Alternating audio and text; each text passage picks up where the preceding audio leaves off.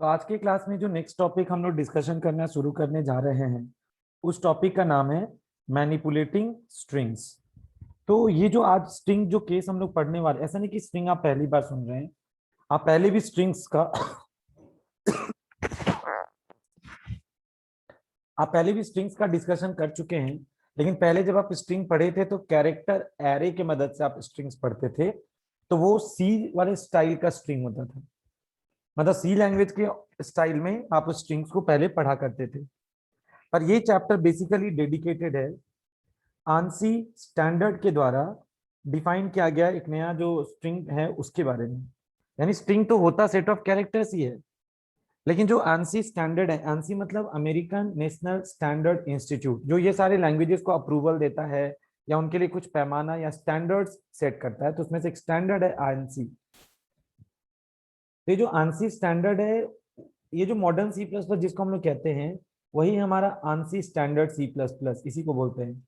ANSI एक standard committee है, इसके द्वारा जो ये नया वाला जो मॉडर्न वाला सी प्लस प्लस जो अप्रूव हुआ उसको ANSI standard C plus plus हम लोग जिसको कह रहे हैं। तो इसी स्टैंडर्ड या मॉडर्न सी प्लस प्लस में स्ट्रिंग्स को टैकल करने के लिए पहले से यहाँ पर कुछ प्री डिफाइंड क्लास मौजूद है। कुछ नहीं, मतलब एक प्री डिफाइंड क्लास मौजूद है यहाँ, जिस क्लास का नाम ही क्या है? स्ट्रिंग। लोअर केस में ये देखो स्ट्रिंग नाम का क्लास है। और हम आपको एक बात बता दें, अगर ये स्ट्रिंग नाम का क्लास पहले से इस मॉडर्न सी प्लस प्लस या स्टैंडर्ड सी प्लस प्लस के लाइब्रेरी में अगर ये क्लास पहले से मौजूद है, तो इस क्लास के अंदर पता है पहले से बहुत सारे कुछ मेंबर फंक्शंस इसके अंदर डिफाइंड होंगे। मतलब ये कि ये क्लास पहले से बना बनाया है, तो इस क्लास के अंदर पहले से कुछ मेंबर फंक्शंस यानी कि मेथड्स डिफाइंड होंगे, और हर मेथड का अपना कुछ ना कुछ सिग्निफिकेंस या उनका इंपॉर्टेंस या वर्किंग होगा। एक बात। दूसरी बात यह है कि आप ये जो क्लास का ऑब्जेक्ट बनाएंगे मतलब आप ये जो स्ट्रिंग्स क्लास का जो ऑब्जेक्ट बनाएंगे, उन ऑब्जेक्ट्स के ऊपर आप मैक्सिमम ऑपरेटर्स को भी यूज कर सकते हैं। ऑपरेटर्स ओवर यूज करेंगे। एक बात बताओ, ऑपरेटर को अगर यूज करेंगे किसके साथ? ऑपरेटर्स को अगर यूज करेंगे किसके साथ? ऑब्जेक्ट के साथ। ये तभी संभव है जब वहां पर एक स्ट्रेटजी पहले से डिफाइंड होगा, जिसको हम लोग क्या नाम देते हैं? Operator overloading. आपको बहुत दिनों पहले जब ऑफलाइन क्लास चल रहा था और आप लोगों का शायद एग्जाम होने वाला था, उससे पहले हम आपको ऑपरेटर ओवरलोडिंग डिटेल में पढ़ाए थे एग्जाम्पल के साथ, याद करिए। तो ऑपरेटर ओवरलोडिंग पहले आप अपने क्लास पे खुद ही करते थे मेंटेन। पर आज हम आपको क्या कह रहे हैं कि आज जो हम लोग स्ट्रिंग का जो क्लास का बात कर रहे हैं ना, ये स्ट्रिंग दरअसल में एक प्री डिफाइंड क्लास है। और सुनो, अगर ये क्लास है तो इसके अंदर कुछ कुछ फंक्शंस भी होंगे प्री डिफाइंड, और ऑपरेटर ओवरलोड किए हुए भी बहुत सारे फंक्शंस हैं इसके अंदर प्री डिफाइंड। आपको बस इन्हें इस्तेमाल करना है। तो पहले जब आप क्लास में ऑपरेटर ओवरलोडिंग पढ़ते थे तो क्लास आप ही बनाते थे, ओवरलोडिंग आप ही करते थे। पर इस चैप्टर में बेसिकली क्लास स्ट्रिंग बना बनाया है, उसके अंदर ऑपरेटर्स का ओवरलोडिंग किया कराया है। आपको केवल क्या करना है? उन ऑपरेटर्स को धड़ल्ले से केवल इस्तेमाल करना है। आपको बस इन बातों का थोड़ा ध्यान रखना है। ये है आपका कहानी यहाँ के लिए। तो इसमें जो डिफरेंट टाइप्स ऑफ ऑपरेशंस जो कि स्ट्रिंग क्लास के मेंबर फंक्शन की मदद से आप मेंटेन करेंगे या आप लागू करेंगे, आज आपको बेसिकली इसमें उन्हीं सारी चीजों को कवर अप करना है, ऑफ कोर्स प्रोग्रामिंग के साथ। तो सर ये सब काम कैसे करेंगे? सर हम लोग स्ट्रिंग का जो आप बता रहे हैं, सर वो जो प्री डिफाइंड क्लास है स्ट्रिंग, सर उसका ऑब्जेक्ट कैसे कैसे बनाएंगे? तो हम लोगों को इसमें वही सारा कुछ प्रैक्टिकल ओरिएंटेड स्टाइल में सीखना है, क्योंकि इसके अंदर का जितना स्टोरी है पूरा प्रैक्टिकल बेस्ड है, बहुत आसान है। तो हम यहाँ पे बस कमेंट करके, यहाँ पे कमेंट करके थोड़ा सा कुछ स्टेटमेंट लिख दें। कौन सा टॉपिक आप अभी पढ़ रहे हैं? टॉपिक का नाम है मैनिपुलेटिंग स्ट्रिंग्स। मैनिपुलेटिंग स्ट्रिंग्स, ये टॉपिक आप अभी फिलहाल के लिए पढ़ रहे हैं, ठीक है। और इसमें आपको क्या दो दो चार लाइन का बात खाली सुनना है। ये जो आपका आंसी स्टैंडर्ड का जो सी प्लस प्लस है, ANSI standard C++ supports the predefined एक second, pre defined string class, यानी इसमें पहले से एक प्री डिफाइंड स्ट्रिंग क्लास है, that will be used for creating the string objects. वो क्लास है तो ऑब्जेक्ट्स ही ना बनेगा. That will be used for creating the string objects which will support various types of operations on the strings, जो कि strings के ऊपर क्या करेगा, बहुत तरह के ऑपरेशंस को परफॉर्म करेगा यूजिंग इट्स मेंबर फंक्शंस, जो कि इसके अंदर के कुछ मेंबर फंक्शंस होंगे उनका इस्तेमाल करेगा. उसके बाद इसमें हम क्या लिख रहे हैं, सम ऑपरेटर्स आर also applicable या also implemented with the string objects as their operator overloading has already been implemented या done, implemented inside the class string. यही बात हम आपको कह रहे हैं कब से, ये जो स्ट्रिंग क्लास है उसके अंदर बहुत सारे ऑपरेटर्स को सपोर्ट करने के लिए उसके क्लास के ऑब्जेक्ट पे ना आप अलग अलग ऑपरेटर्स को भी धड़ल्ले से यूज कर सकते हैं. क्योंकि एक बात बताओ, अगर आप क्लास के ऑब्जेक्ट के साथ ऑपरेटर को इस्तेमाल करते हैं तो क्लास के ऑब्जेक्ट के साथ ऑपरेटर को अगर आप यूज करेंगे तो उसी को ना ऑपरेटर ओवरलोडिंग कहते हैं. ये जो ANSI स्टैंडर्ड जो मॉडर्न C++ है, इसमें स्ट्रिंग नाम का जो क्लास है उसमें पहले से ऑपरेटर ओवरलोडिंग बहुत सारे मेथड्स के लिए किया कराया है, ताकि आप उनको उसके लिए उससे रिलेटेड जो ऑब्जेक्ट्स होंगे उन पे आप बेधड़क उन ऑपरेटर्स को यूज करेंगे. हम आपको यूज भी दिखाएंगे प्रोग्राम में थोड़ा थोड़ा करके. इसमें काम करना काफी इंटरेस्टिंग, काफी इजी हो जाएगा एज कॉम्पेयर टू C में जब पढ़ते थे आप स्ट्रिंग्स का चीज उसके तुलना में. क्योंकि यहाँ पे काफी फ्लेक्सिबल है, बहुत सपोर्टिव है, दैट्स वाई. कुछ करना है नहीं, बस कॉल करते जाना है फंक्शंस को, ऑपरेटर ओवरलोडिंग वाले चीजों को.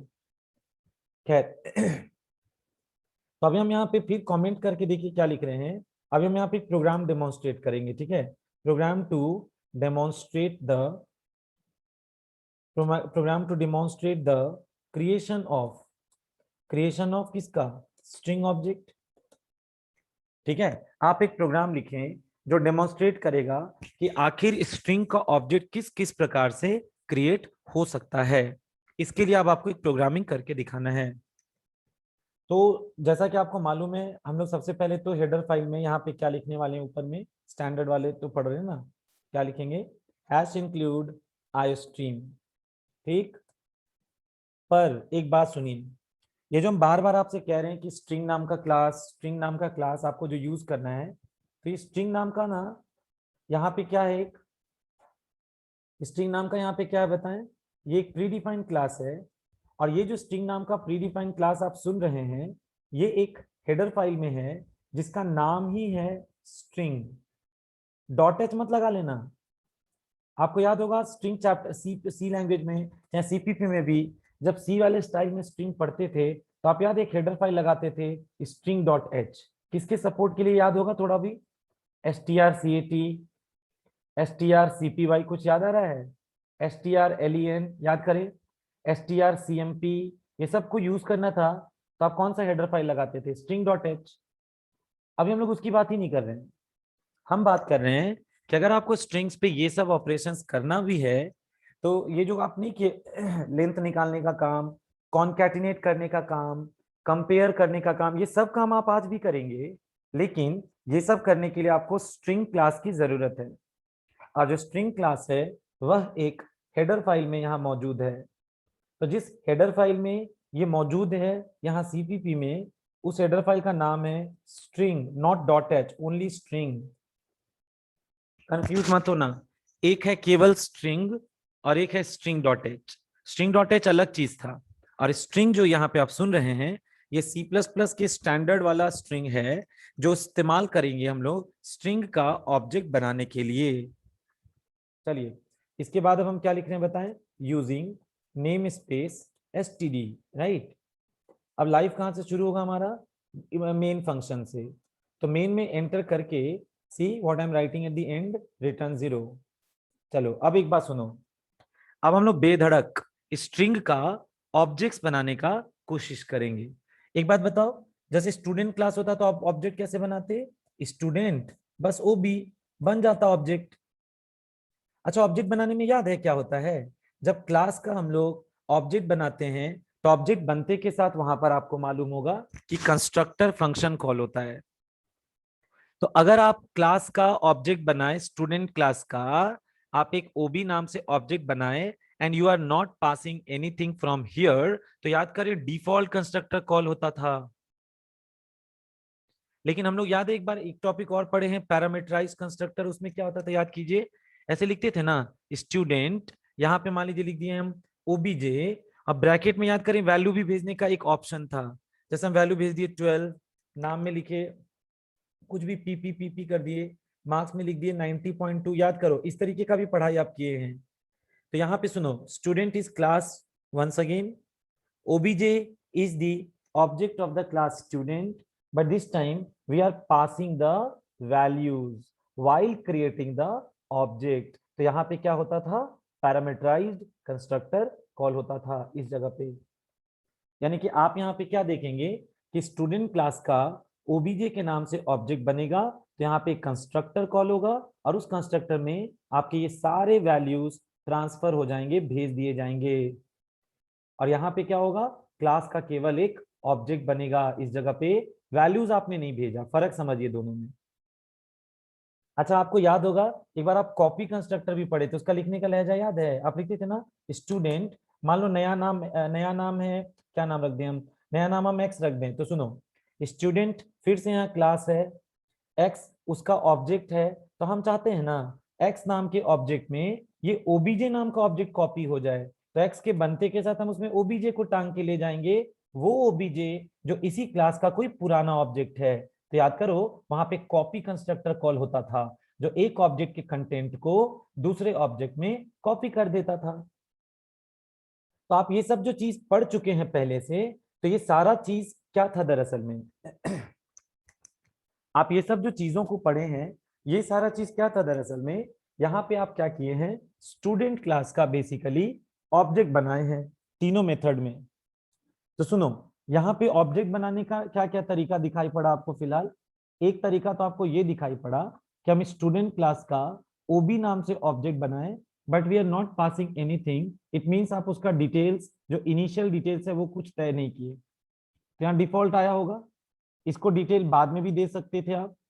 सेकेंड ऑप्शन सुनिए क्या है, ऑब्जेक्ट बनाने के लिए स्टूडेंट क्लास है, यहाँ पे भी ओबीजे नाम का ऑब्जेक्ट बन रहा है, बस अंतर यह है कि यहाँ पे पैरामीटराइज कंस्ट्रक्टर कॉल करके मामूली वैल्यूज को भेजकर आप वैल्यूज शुरुआत करते थे। और जो नीचे में जो मेथड है उसमें आप क्या कर रहे हैं, देखिए नीचे वाले मेथड में आप स्टूडेंट क्लास का वंस मोर एक्स के नाम से एक ऑब्जेक्ट तो बना रहे हैं, पर जब ये नया ऑब्जेक्ट क्रिएट होगा तो पहले से वो बना हुआ ऑब्जेक्ट को जो आप यहाँ बना चुके हैं उसको अपने साथ टांग के ले जाएगा और एक्स में इस ओबीजे को कॉपी कर देगा, फिर आप उसको कहेंगे कि यहाँ पक्का कॉपी कंस्ट्रक्टर कॉल हो रखा होगा अंदर ही अंदर। तो हम लोग जब अपना पहले प्रोग्रामिंग करते थे उसमें ये सारी बातों को कवर तो किए हैं। अब सुनिए इसी से मिलता जुलता तरीका स्ट्रिंग क्लास का भी ऑब्जेक्ट बनाने का है। सुनो ये स्ट्रिंग क्लास है ना, इसका भी ऑब्जेक्ट बनाने का इस तरीके से अलग अलग तरीका देखने को आपको मिलेगा।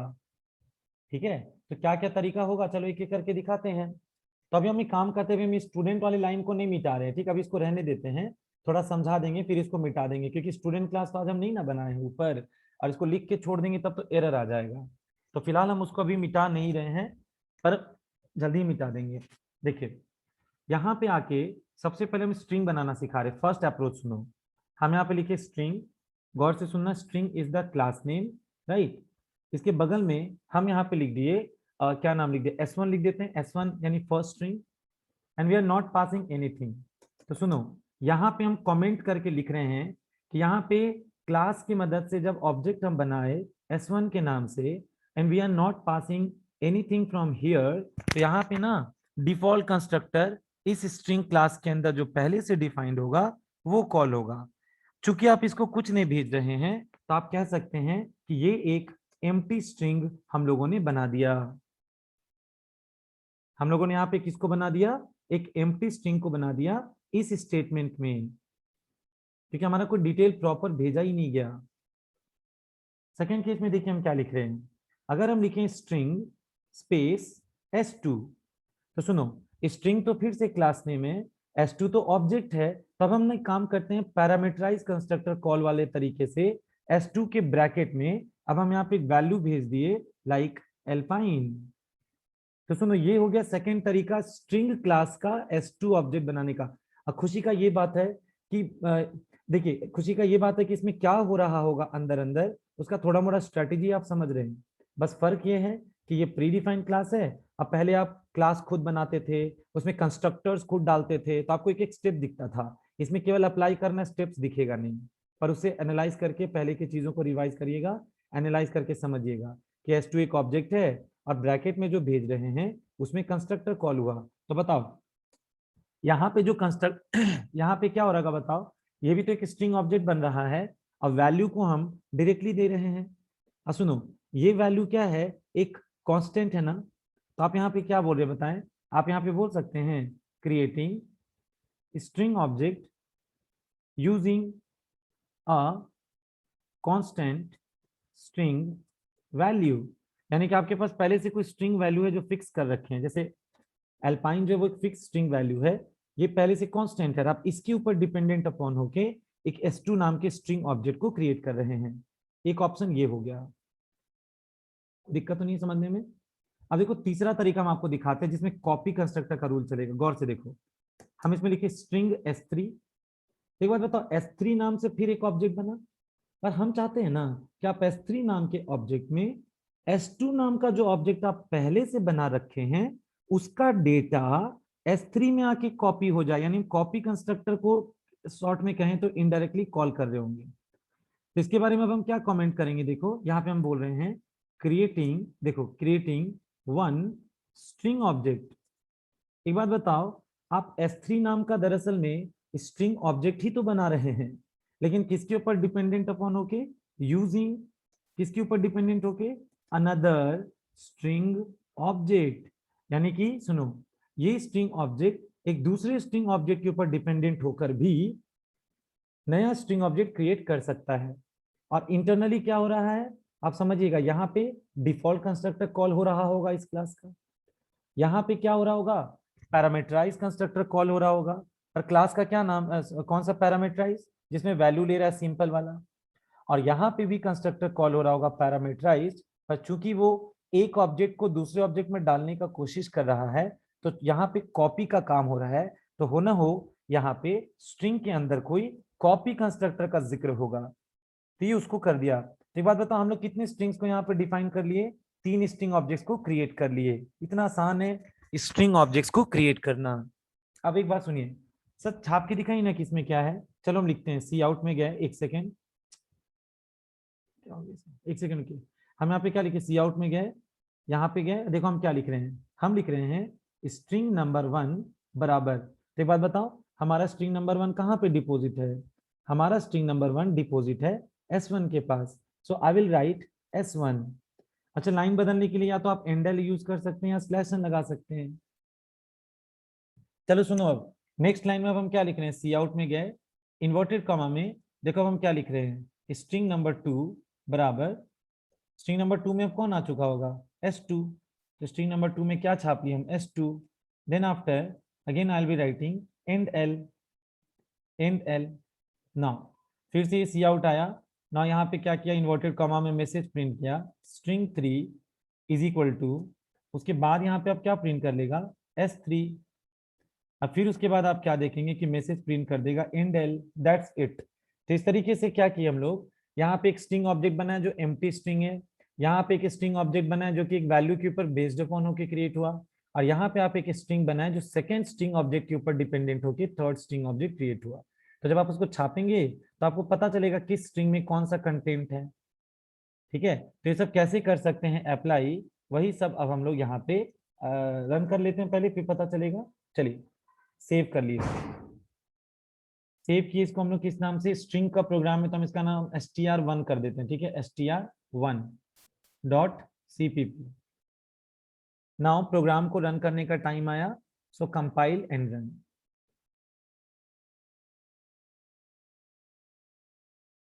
अच्छा अच्छा, स्टूडेंट में तो एरर आना ही था ना, इसको हम हटाना ही भूल गए। तो तुलना करने के लिए रखे थे, फिर हटाना पड़ेगा, अब हटा दे रहे हैं। सेव कर लिए कोड, फिर से वापस हम कंपाइल एंड रन।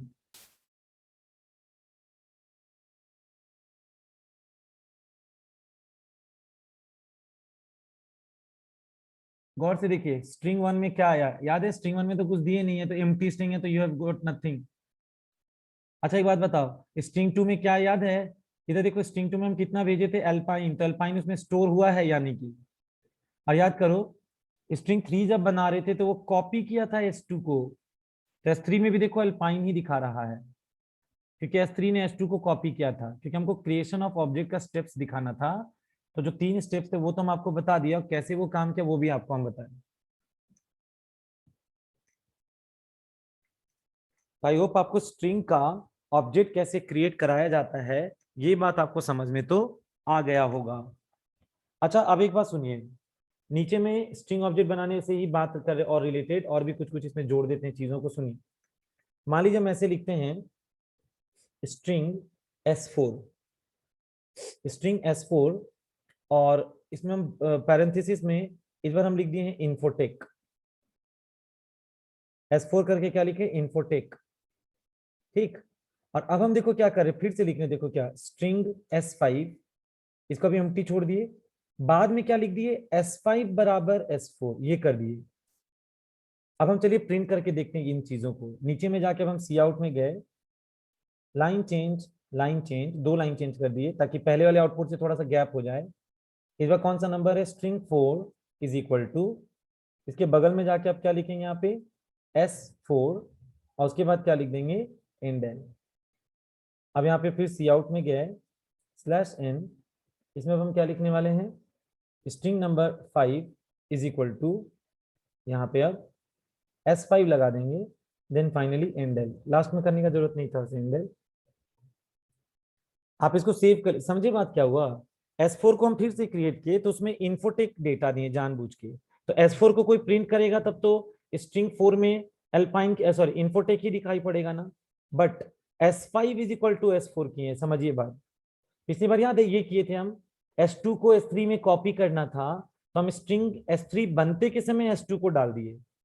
और यहाँ पे सुनो, स्ट्रिंग S5 तो हम सिंपल बना दिए, यानी ये S5 बेचारा एक एम्प्टी स्ट्रिंग है, लेकिन फिर भी हम बाद में जाके अगर लिखते हैं S5 बराबर S4, तो क्या होगा, S4 का वैल्यू S5 में कॉपी होगा इक्वल टू के मदद से। तो यहाँ पे भी क्या होगा, S4 ऑब्जेक्ट S5 ऑब्जेक्ट में कॉपी पेस्ट हो जाएगा इस स्टेटमेंट में। तो आप इस प्रोग्राम को सेव कर चुके हैं, और अब आप प्रोग्राम को कंपाइल एंड रन कर रहे हैं।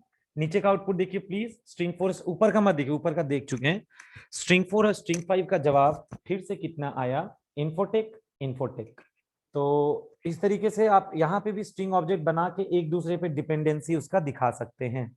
तो S4 का वैल्यू फिर से किस में कॉपी हो गया, हमारे S5 में S4 का वैल्यू कॉपी हो गया। तो इस तरीके से आप स्ट्रिंग क्रिएशन का कहानी को आसानी से समझ चुके हैं। अभी कोई डाउट तो नहीं है।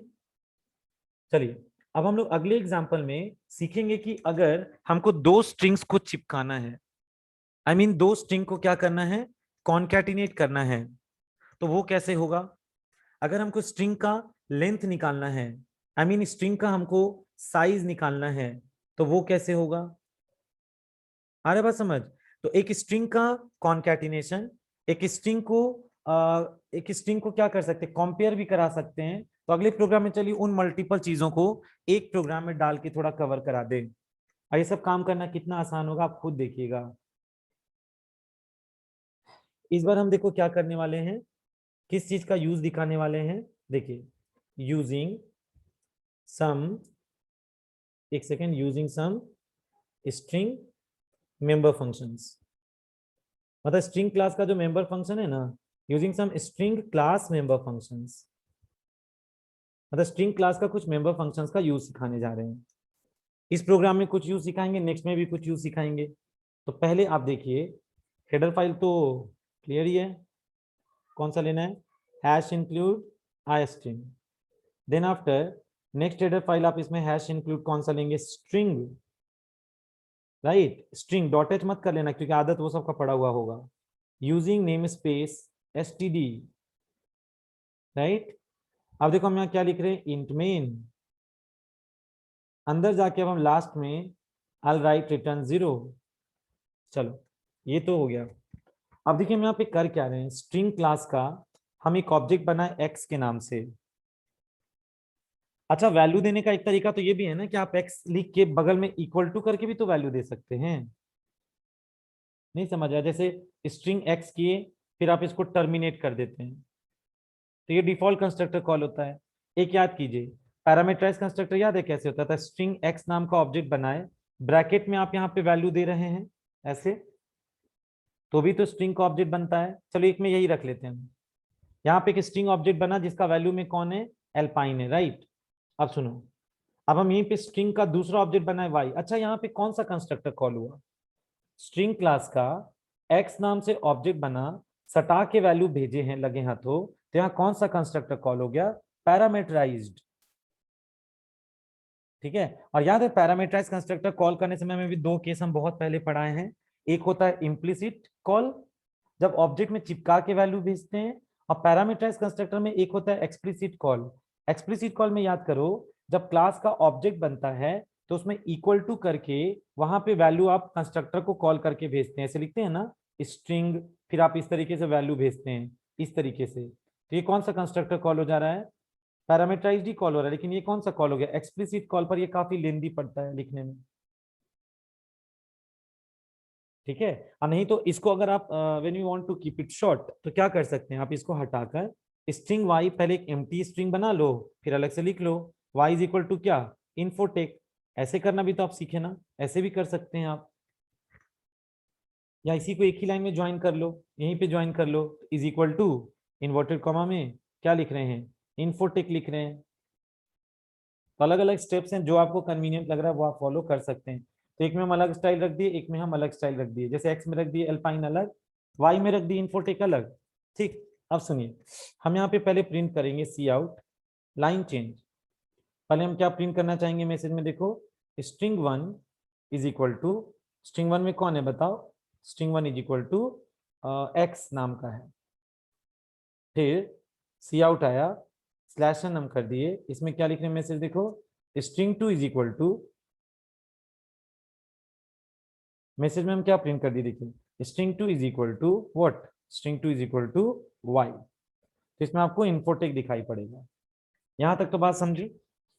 अब सुनिए, हम चाहते हैं कि आप इन दोनों स्ट्रिंग्स को आपस में चिपका दीजिए, दोनों स्ट्रिंग्स को चिपका दीजिए और एक बड़ा स्ट्रिंग बनाइए। तो देखिए, अगर कोई दो स्ट्रिंग्स को आपस में ज्वाइन करना चाहता है इस मॉडर्न सी प्लस प्लस के स्ट्रिंग ऑब्जेक्ट के साथ, तो यहाँ पर ऑपरेटर ओवरलोडिंग प्लस काम आएगा। यानी कि देखो, अगर कोई लिखेगा ना एक्स प्लस वाई, बस काम हो जाएगा, क्योंकि एक्स एक क्या है, एक्स एक स्ट्रिंग ऑब्जेक्ट है जिसके वैल्यू में एल्पाइन है, वाई एक स्ट्रिंग ऑब्जेक्ट है जिसके वैल्यू में इन्फोटेक है। तो अगर आप एक्स प्लस वाई करते हैं तो ये प्लस एक ऑपरेटर है, ये स्ट्रिंग ऑब्जेक्ट पे काम करेगा, ऑपरेटर ओवरलोडिंग होगा, अब दो ऑब्जेक्ट्स को ज्वाइन कर देगा, और ज्वाइन करके अब उसको एक न्यू स्ट्रिंग में स्टोर करेंगे, जैसे कि रिजल्ट में। या तो आप इसको लगे हाथ तो ऐसे कर लें, एक ही लाइन में अटैच कर लें ऐसे, नहीं तो दो लाइन में करना तो दो लाइन में कर लें, स्ट्रिंग रिजल्ट। तो रिजल्ट एक एम्प्टी स्ट्रिंग है, नेक्स्ट लाइन में क्या लिखेंगे, रिजल्ट इज इक्वल टू क्या लिख लेंगे, X plus Y, X plus Y. अब आपको दिखाना है कि एक्स का कंटेंट क्या है, वाई का कंटेंट क्या है, और रिजल्ट जिसमें कॉन्कैटिनेशन हो गया है, यहाँ पे हम बगल में कमेंट करके लिख दे रहे हैं क्या हो गया यहाँ, कॉन्कैटिनेशन ऑफ, कॉन्कैटिनेशन किसका हो गया, ऑफ स्ट्रिंग्स हो गया। तो ये जो कॉन्कैटिनेशन ऑफ स्ट्रिंग्स हो गया, इसका आंसर किसको मिल गया, रिजल्ट को। प्रूफ दे दीजिए छाप के। तो हम एक काम करते हैं ना, ऊपर में पहले एक मैसेज लिख देते, रुकिए, सी आउट लाइन चेंज, इसमें क्या लिख दिए, बिफोर कॉन्कैटिनेशन। इसका क्या मतलब है, ये मैसेज क्या प्रिंट किया, कॉन्कैटिनेशन के पहले का क्या स्टेटस है। तो बिफोर कॉन्कैटिनेशन ये मैसेज आया, स्ट्रिंग 1 में x का वैल्यू, स्ट्रिंग 2 में y का वैल्यू आ गया, ठीक है ना। अब देखो यहाँ पे हो चुका है कॉन्कैटिनेशन, यहाँ पे हो गया है कॉन्कैटिनेशन। तो कॉन्कैटिनेशन हो जाने के बाद अब आप सुनिए, हम सी आउट करके लाइन चेंज करके, लाइन चेंज करके, अब देखो हम क्या लिखेंगे, आफ्टर कॉन्कैटिनेशन। तो आफ्टर कॉन्कैटिनेशन क्या आया बताओ, आफ्टर कॉन्कैटिनेशन सी आउट में ना प्लीज बता लो स्ट्रिंग 1 में अब भी कौन है, लाइन चेंज, स्ट्रिंग 1 में कौन है अब भी बता दो ये चीज, स्ट्रिंग 1 इज इक्वल टू, तो स्ट्रिंग 1 में कौन है आपका x, फिर सी आउट लगा लिए, लाइन चेंज, सी आउट में लाइन चेंज लगा लिया। अब इसमें क्या लिखेंगे बताओ, string 2 is equal to, string 2 is equal to, अब इसमें कौन आ गया, y। नाउ रिजल्ट तो आरईएस में गया है ना, लेकिन रिजल्ट तो आरईएस में गया, तो पता है जब आप x छापेंगे ना, तो x में अभी वही पुराना अल्पाइन दिखेगा, y में अभी पुराना वाला इन्फोटेक दिखेगा। लेकिन जब आप यहाँ पे लिखेंगे सी आउट स्लैश एन, यहाँ पे आप क्या लिखेंगे, concatenated result is equal to, तो concatenated result is equal to what, तो concatenated result is equal to, आप यहाँ पे आरईएस को प्रिंट करेंगे तो आपको पता चल जाएगा कि कॉन्कैटिनेशन के बाद का क्या स्टेटस है। आप इसको सेव कर लीजिए, इसका नाम हम रख रहे हैं स्ट्रिंग का second program dot CPP, then enter. अब आप इस प्रोग्राम को करेंगे कंपाइल एंड रन। तो आउटपुट गौर से देखिए, देखिए बिफोर कॉन्कैटिनेशन क्या प्रिंट हुआ, देखिए ध्यान से आउटपुट में, बिफोर कॉन्कैटिनेशन क्या प्रिंट हुआ पढ़िए, स्ट्रिंग 1 में कौन है, एल्पाइन, स्ट्रिंग 2 में कौन है, इन्फोटेक।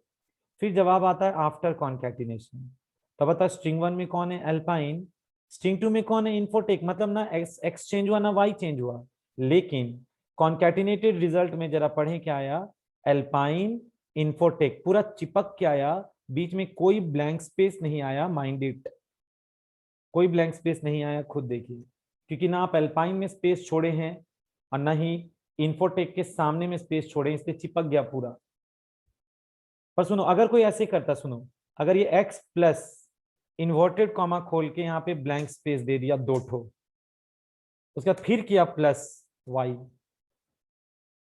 बात समझिए, x प्लस बीच में ब्लैंक स्पेस है, उसके बाद आप प्लस y किए, तो क्या ये सपोर्ट करेगा ये फीचर, एक बार आप इसको कंपाइल एंड एग्जीक्यूट करके देखिए। तो देखिए सपोर्ट कर गया, जवाब में क्या आया देखें, एल्पाइन, बीच में देखिएगा 2 ब्लैंक स्पेस है, गिन के 2 ब्लैंक स्पेस है यहाँ, उसके बाद इन्फोटेक आया। इसका मतलब वो स्ट्रेटेजी कि एट अ टाइम आप 2 तो क्या, 1 या 2 तो क्या, आप इसमें 3 स्ट्रिंग को भी कॉन्कैटिनेट किए, क्योंकि आपने प्लस को आखिर तो 2 बार यूज किया ना। तो पहली दफा प्लस क्या किया होगा, एक्स के साथ इसको ज्वाइन किया होगा, फिर उसका जो रिजल्ट आया होगा इंटरनली वो वाई के साथ ज्वाइन हुआ होगा, इस तरीके से जो रिजल्ट है वो आरईएस को मिल गया होगा। So very very very easy approach कि स्ट्रिंग का कॉन्कैटिनेशन आप किस प्रकार करते हैं। तो काम करते ना, using some string class member function, जिसमें अभी हम लोग कौन सा मेंबर फंक्शन, क्या ये तो ऑपरेटर ओवरलोडिंग हो गया ना, तो यहाँ पे मेंबर फंक्शन में अभी के एग्जांपल में क्या किए हम लोग, ऑपरेटर, ऑपरेटर ओवरलोडिंग का ना यूज किए, ऑपरेटर ओवरलोडेड यूज किए, कौन सा, प्लस वाले ऑपरेटर ओवरलोडेड का आपने इस्तेमाल सीखा इस प्रोग्राम में। यानी जो प्लस निशान जिसका ऑपरेटर ओवरलोडिंग किया गया है, आप यहाँ पे, अच्छा ऑपरेटर भी तो मेंबर फंक्शन होता है ना, आप जब ऑपरेटर ओवरलोडिंग करते थे तो याद है ऑपरेटर नाम का एक मेंबर फंक्शन बनाते थे, जैसे प्लस को ओवरलोड करना तो प्लस करके ब्रैकेट में आर्ग्यूमेंट देते थे। वही चीज बोल रहा है कि अगर ऑपरेटर मेंबर फंक्शन है, सॉरी, ऑपरेटर ओवरलोड करना है तो ऑपरेटर एक मेंबर फंक्शन है, तो मेंबर फंक्शन ही तो है ना वो भी एक, बस आपने इसका ओवरलोडिंग कर रखा है प्लस के थ्रू। तो चलिए अब हम लोग नेक्स्ट फाइल में आते हैं, सोर्स फाइल न्यू में गए, और इसमें अब हम लोग कंपैरिजन का काम थोड़ा सीख लेते हैं, रुकिए। इसमें हम लोग क्या करने वाले हैं, स्ट्रिंग्स कंपैरिजन। एक सेकेंड हम उसमें टाइटल में थोड़ा चेंज कर दें। इसमें क्या था, यूजिंग सम ये हटाइए, ऐसे लिख देते हैं, रुकिए, operator loaded plus two concatenate the strings, ऐसे ज्यादा क्लियर हो गया। यानी स्ट्रिंग्स का कॉन्कैटिनेशन कर रहे हैं प्लस का ऑपरेटर लोडिंग का यूज करके। और इस एग्जांपल में सुनिए स्ट्रिंग का हम लोग अब कंपैरिजन करेंगे। अब बात सुनिए, स्ट्रिंग कंपैरिजन यूज करने के लिए यूजिंग ऑपरेटर ओवरलोडेड, कौन कौन सा ऑपरेटर्स ओवरलोडेड है, ऑपरेटर्स ओवरलोडेड, कौन कौन सा ऑपरेटर्स ओवरलोडेड है सुनिए, जैसे double equal to, greater than, पता सब ओवरलोड किया हुआ, सब अभी यूज कराएंगे इसी में, not equal to, comma comma sorry, greater than और equal to, comma, less than, सब ओवरलोडेड है। सोचना कहाँ आप लोग इसको नंबर पे यूज करते थे, याद है ये सारा निशान, और कहाँ आज आप इन ऑपरेटर्स को किसके ऊपर यूज करेंगे, स्ट्रिंग पे यूज करेंगे। देखिएगा और क्या बच गया, equal to, not equal to, greater than equal to, less than equal to, हो तो गया। तो इनको हम लोग यूज करके स्ट्रिंग का कंपैरिजन करेंगे, ठीक है। तो यहाँ पे कौन कौन सा ऑपरेटर ओवरलोडिंग, आप ऑपरेटर ओवरलोडेड ऑपरेटर्स यूज कर रहे हैं, ये सब का ऐसे इसको लिखिए, यूजिंग ओवरलोडेड ऑपरेटर्स, ऐसे सूट नहीं कर रहा, यूजिंग प्रोसेस होता ऑपरेटर ओवरलोडिंग, पर यहाँ पे तो हम लोग ऑपरेटर्स ओवरलोड कर चुके हैं, तो ओवरलोडेड ऑपरेटर्स करके इसको मेंशन कर रहे हैं। तो कौन कौन सा इसमें ऑपरेटर्स ओवरलोडेड है देख लिया आप, इसमें ऑपरेटर्स ओवरलोडेड है greater than, less than, greater than equal to and so on. तो चलिए उसको यूज करते हैं कोडिंग में। सबसे पहले यहाँ पे हम हेडर फाइल लगाएंगे हैश इंक्लूड आयोस्ट्रीम। नेक्स्ट में अब हम यहाँ पे हैश इंक्लूड करके एक सेकेंड हेडर फाइल लगाएंगे जिसका नाम है केवल स्ट्रिंग। अब हम नीचे में क्या लिखेंगे, यूजिंग नेम स्पेस एसटीडी। उसके बाद अब हम हर बार की तरह क्या लिखेंगे, इंट मेन। अंदर में क्या लिखेंगे, फाइनली रिटर्न 0। ये तो कर लिए। अब ऊपर आके सुनिए क्या करना है, हमको पहले एक स्ट्रिंग बनाना है, ठीक, स्ट्रिंग बना, एक सेकेंड, हम एक स्ट्रिंग बना लिए एक्स के नाम से। उसके वैल्यू में देखो सिंपल वैल्यू हम रख रहे हैं, ठीक, ए बी, अरे ये देखिए सिंपल वैल्यू हम इसमें रख रहे हैं A B C D E, क्योंकि आप सबको इसका आज की वैल्यू पता है A B C D E. आप आगे पीछे करिएगा ना, हम सिंपल वैल्यूज दे रहे हैं। स्ट्रिंग वाई, वाई का वैल्यू भी हम क्या रख दिए, A B C D E. सुनो, अब हम इसमें एक स्ट्रिंग जेड बना दिए, जेड, जिसके वैल्यू में हम क्या डाल दिए, देखो A B D D E, समझ आया। फिर हम एक स्ट्रिंग बना लिए, जेड बनाए ना, अब एक क्या नाम का, क्यू नाम का बना लेते हैं। इसमें देखो ऐसे डाल देते हैं, क्यू नाम का बना लिए, इसमें हम ऐसे डाल देते हैं, देखो A B small C small D small E,